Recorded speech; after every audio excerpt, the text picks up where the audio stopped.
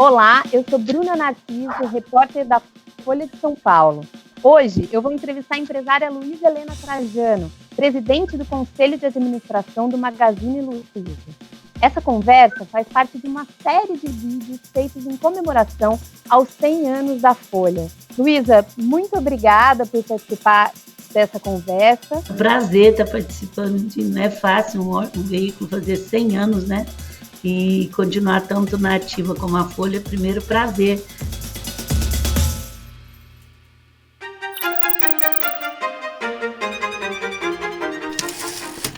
Como são 100 anos da Folha, eu queria começar a falar com você sobre o jornalismo brasileiro. E eu queria que você me falasse quais são os principais problemas do jornalismo brasileiro, na sua opinião.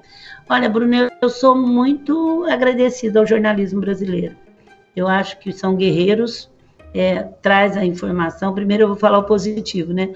Traz a informação, estão sabendo, depois de um momento difícil, trabalhar com digital, porque não é fácil você mudar toda a sua forma. Então, tanto a Folha como os outros órgãos, eles estão se reinventando e conseguindo se reinventar sem ter, continua igual o Magazine, com loja física, com a Folha, mas a notícia é muito rápida, muito fácil. O jornalismo brasileiro, eu agradeço muito às universidades de jornalismo do Brasil. Elas foram muito competentes para formar jornalistas. Vocês são muito bem formados e são aquilo lá. Vocês não abrem mão de propósito, não abrem mão do que vocês defendem, pode até não agradar, mas as faculdades são muito boas para formar vocês naquilo que o jornalismo deveria ser ou que deveria acreditar. Eu não estou nem dizendo se é certo nem errado. Eu estou dizendo que vocês são muito leais ao juramento do jornalismo. Agora, o que precisa, eu acho assim, a gente precisa aprender, não é vocês só, mas os veículos, trazer as notícias boas também. Como eu ando muito por aí, eu tenho contato muito de muita coisa que a gente não vê nos noticiários. Então, esse lado mais positivo do país, eu gostaria de ver mais no jornalismo brasileiro. O que a senhora, além dessa questão aí dessas boas notícias, a senhora sente falta de alguma outra coisa na cobertura da imprensa nacional?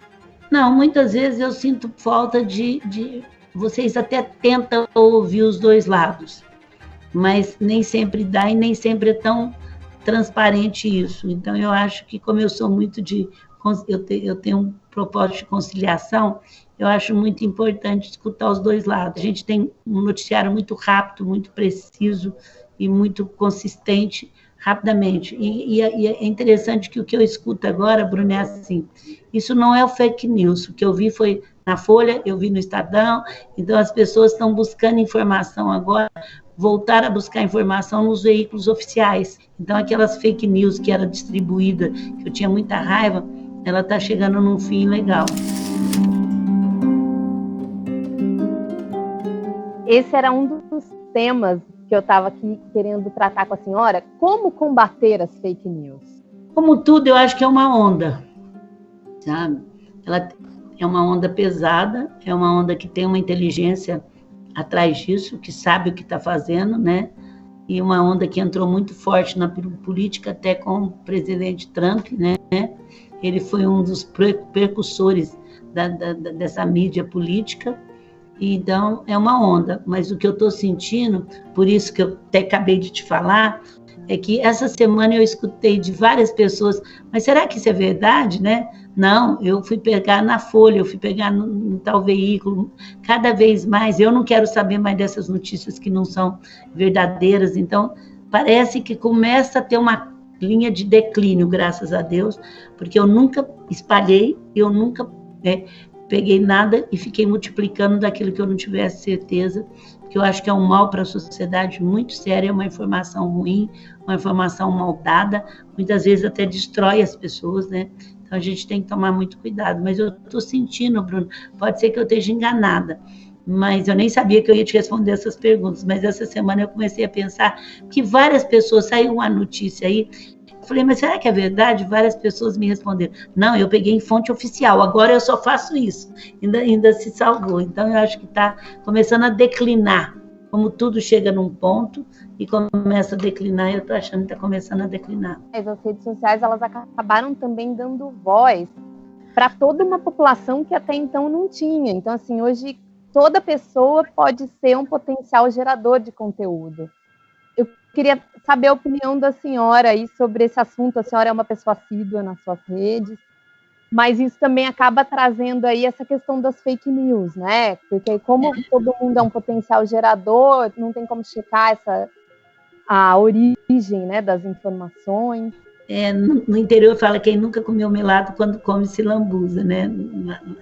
Então, assim, como abriu conteúdo para todo mundo podia aparecer, todo mundo podia fazer o que queria, e todo mundo podia se tornar protagonista, não só mais algum tipo, isso também deu muito, muito, muito.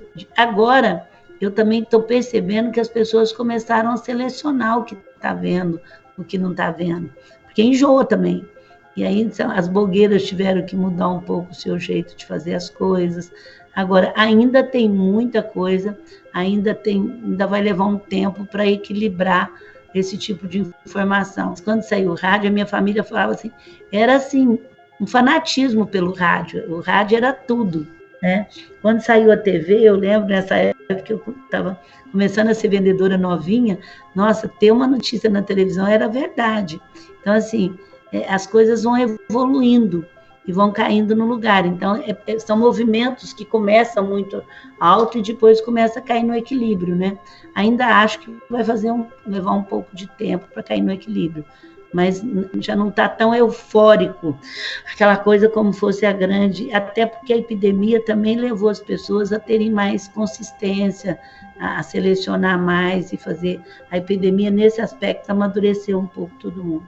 A senhora falou lá no começo sobre a questão dos veículos de imprensa estarem se digitalizando.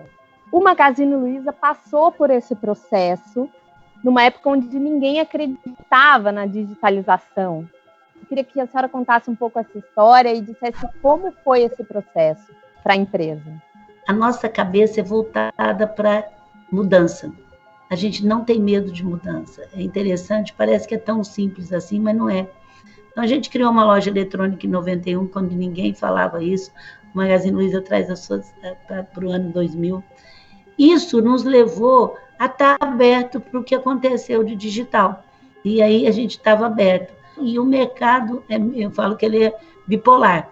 Levar a loja física para o hospital, depois levaram ela para o TI, depois mataram ela, enterraram e depois ressuscitaram. Então, assim, era onda, não vai ter loja física. E o Magazine Luiza também viveu esse momento onde a gente estava desenvolvendo loja eletrônica, site, tudo, e acreditando em loja física. Isso a gente foi muito crucificado, inclusive com preço, nossas ações despencaram, era o patinho feio da bolsa. De repente, Bruno, o que aconteceu? Que os grandes players que nasceram do digital, como a Amazon, a Alibaba, começaram a comprar loja física. E a gente já sabia que onde tinha loja física vendia mais na internet. E na época, se a gente tivesse separado o site da loja física que o mercado nos cobrava, enquanto os dois juntos valia 500 milhões, só o site valia 3 bilhões de reais. Mas a gente não acreditava nisso. Então, a gente foi fazendo. E hoje a gente tem 5 laboratórios e a gente continua montando loja física, só que ela toma um outro ela está sempre se modernizando, sempre se adaptando, nossa equipe totalmente digital. Quando veio a epidemia, nossos vendedores já trabalhavam nisso aqui. Neste ano, vocês também ganharam os noticiários por conta do trainee voltado só para pessoas negras. O trainee já foi feito, esses trainees já foram escolhidos. Eu li uma entrevista do Frederico falando que ele teve muita dificuldade para fazer essa seleção, que foi de todos os programas o que ele teve mais dificuldade. Como foi esse processo? A gente se falou logo que o Magazine Luiza soltou esse programa e vocês falaram que estavam amparados juridicamente, que não iam desistir. A senhora ficou feliz com o resultado do projeto? Olha, Bruna, não só feliz, como eu te disse na época, que quebrar paradigma era um costume nosso e que a gente ia pagar o preço, né? O que fez? Só a primeira porta que abaixou o nível, mas assim mesmo abaixou o nível de inglês. As outras foi a mesma empresa de seleção que fez nos últimos 4 anos, o critério foi o mesmo, a dificuldade para entrar foram os mesmos, então assim, não teve nenhuma coisa, a régua foi a mesma. Então assim, o que eu mais fiquei surpreso foi que como é feito esse processo de seleção, vai selecionando, depois sobra 30 ou 40, passa pelos diretores executivos individuais, e aí fica a vaga era 20, fica uns 30 para o Frederico ser o último. Isso normal, sempre é assim. E aí ele tira 2, 3 dias para escutar cada um individualmente. Ele falou, eu estou impressionado, porque eu não só peguei um nível intelectual impressionante, a maioria formada em escolas federais e estaduais do Brasil, a maioria com uma capacidade de comunicação muito grande, ele falando, com uma resiliência muito grande. Só que eu muitas vezes tive até que tirar o vídeo, porque eu fiquei emocionada de ver o tanto que a pessoa era capaz e estava ganhando tão pouco na sua capacidade. E a gente ficou impressionada, pegamos gente do Brasil todo, e o que eu disse a eles, que tanto eles quanto nós temos um compromisso agora de fazer isso dar certo. Eles não só no Magazine Luiza, em qualquer lugar da vida deles, porque abriu uma porta muito séria. E você vê, a gente dá 6, 7 meses de curso de inglês extra, é só isso que precisa hoje, não era mais nada do que isso. E existe o projeto de continuar com esse trainee voltado só para negros, agora em 2020? Eu não sei isso, agora a gente tem que fazer isso dar certo, né? Eu agora estou querendo fazer um para a terceira idade, porque o pessoal está me pedindo muito. Não sei nem se é trainee, mas um movimento desse tipo para pessoas acima de 50 anos, porque eu gosto desse equilíbrio. Eu acho que o equilíbrio que teve o presidente dos Estados Unidos, uma mulher mais nova, eu achei muito legal isso. Parece que dá uma sintonia legal, a experiência com a juventude. É muito interessante, e tem muita gente com mais de 50 no quadro de funcionários já do Magazine. Nós não temos idade para sair aqui. A gente nunca tem idade para entrar nem para sair. A gente procura ser o menos discriminatório possível a vida toda. Então não tem idade para sair aqui. Outra bandeira que a senhora impunha, a senhora já falou, é a questão das mulheres. O programa, né, das mulheres empreendedoras que a senhora criou, teve um papel... Não é empreendedora, não, é Mulheres do Brasil. Do Brasil, isso. Empreendedora é uma causa nossa. Ela já tem são 75 mil mulheres associadas, eu vi no site hoje. E esse projeto estreou agora nas eleições de 2020, com candidatas que se comprometessem a seguir ali as bandeiras do Mulheres do Brasil. O Mulheres do Brasil fez 7 anos em outubro. O que era muito claro para nós, que a gente precisava ter muitas bandeiras, então a gente tem 20 bandeiras, ciência, tecnologia, cultura, educação, que a gente não poderia inventar roda, violência para a mulher, igualdade racial, a gente teria que se unir com os movimentos que já existem, que a gente tinha que pensar no Brasil e que a gente tinha que fazer acontecer. E aí a gente sentiu que é a hora da gente botar a nossa cara para bater agora, fazendo um trabalho desse, porque tudo sai do Congresso dos políticos, não adianta a gente se iludir e estar mais acompanhando, porque a gente já tem um grupo de políticas públicas que estuda tudo há muito tempo, é uma causa nossa, só que a gente ficava muito ainda entre nós. Então a primeira tirada, agora a gente vai realmente botar nossa banda na rua, lógico, com coisas que sejam consistentes com a gente, como agora a vacina. A vacina é uma causa que a gente já começou e vamos ampliar. Vacina para todos, não só falar isso, como ajudar. Como é que estão os postos de vacina do SUS nas cidades que nós temos, o que eles estão precisando e levar a gente para executar, porque a vacina não pode, tem que ser a coisa que não precisa ser obrigatória, mas é a coisa que vai salvar o mundo. Não tem alternativa. Então agora nós vamos pegar, doa quem doer, a vacina é uma coisa que nós vamos entrar para valer. Eu estou falando para os meus grupos todos, que eu estou em vários grupos aí de políticos, de empresários, chega de diagnóstico, nós temos que partir para ser protagonista. A senhora falou que agora é a hora de agir, que chega de ficar teorizando. Com relação à economia do Brasil para 2021, qual a sua expectativa? O que precisa ser feito? A vacina precisa sair, porque senão a economia não vai. O turismo, não tenho nada de turismo, mas sofreu muito, mas ele gera emprego para toda a camada de gente. Aviação, restaurantes. Então, o emprego das pessoas mais simples estão muito em jogo, gente. Eu nem estou falando pelo Magazine, que o Magazine mostrou balanço, ele tá bem. Eu não estou falando pelo mercado, de modo geral. E depois, o que eu acredito que eu estou tentando fazer, Mulheres do Brasil, nós vamos criar um grupo onde a gente vai fazer um planejamento estratégico de 4 pilares até 2032. Em saúde, que está pronto, a saúde é a única coisa que você só tem que fazer governança, que o resto está perfeito. Educação, emprego, que eu estou chamando de economia, e habitação. Você tem que saber o que você quer do país. O povo tem que, cada hora que entra muda tudo. A economia precisa andar, 2021 vai ser um ano talvez mais difícil do que o ano passado, se a gente não acudir rápido. O movimento Mulheres do Brasil é suprapartidário. A senhora teve uma proximidade muito grande durante os governos do PT, foi chamada inclusive para ser ministra. A gente vive um momento de polarização extrema, onde quem faz qualquer crítica a um dos lados é automaticamente jogado para o outro lado. A senhora acha que falta diálogo no governo atual? Como que é o diálogo? Primeiro, eu não tive só com o governo do PT. Eu tive com qualquer governo da minha cidade, do estado de São Paulo. Eu sou apaixonada por esse país. Quando eu sou a favor da Bolsa Família, que eu vou para o sertão, eu sou esquerda. Quando eu sou a favor da privatização, é porque eu sou direita. Então, assim, eu nunca me filiei a nenhum partido e sempre procuro ter diálogo, como eu tive também com qualquer um deles que entrava, e como eu tenho até hoje.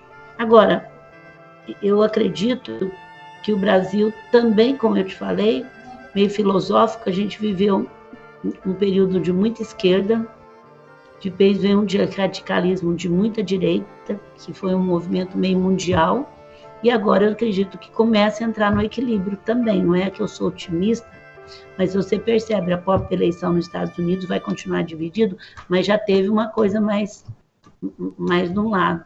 Não é que eu sou de um lado nem do outro, mas eu acho que tudo que é radical de um lado e do outro não é bom. As grandes transformações dos países nasceram da sociedade civil organizada.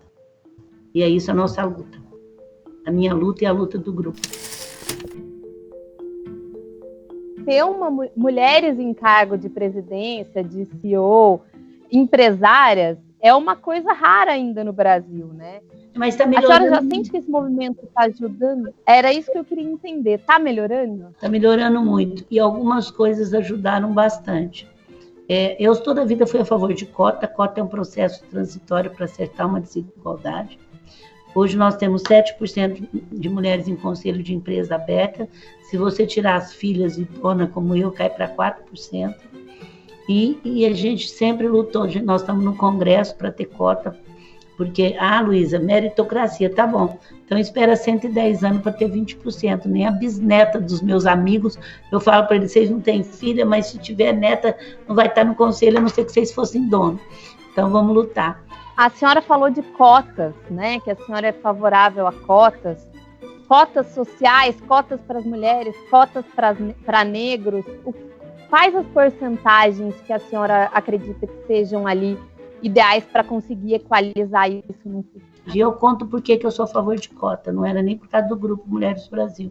É porque quando saiu cota para deficientes, nós já estávamos 10 anos entre as melhores empresas para se trabalhar, eu já era super metida, que eu sempre fui voltada para RH, que eu era uma pessoa que o RH sempre foi ligada. Eu nunca tinha olhado deficientes. Falei, puxa, eu que sou uma pessoa que sou tão voltada, nunca olhei, precisou de cota, aí eu comecei a ver cota como algo importante. E hoje eu não preciso de cota para deficiente. No começo é difícil, aí não existe, não acha, ninguém aparece, ninguém quer trabalhar. E hoje, principalmente, os nossos deficientes, eles dão exemplo no momento difícil. Então, é um processo transitório. Pode ser 20%, pode ser 30%, pode ser 40%. A gente quer 40% de cota que eu tenho no Conselho do Magazine Luiza.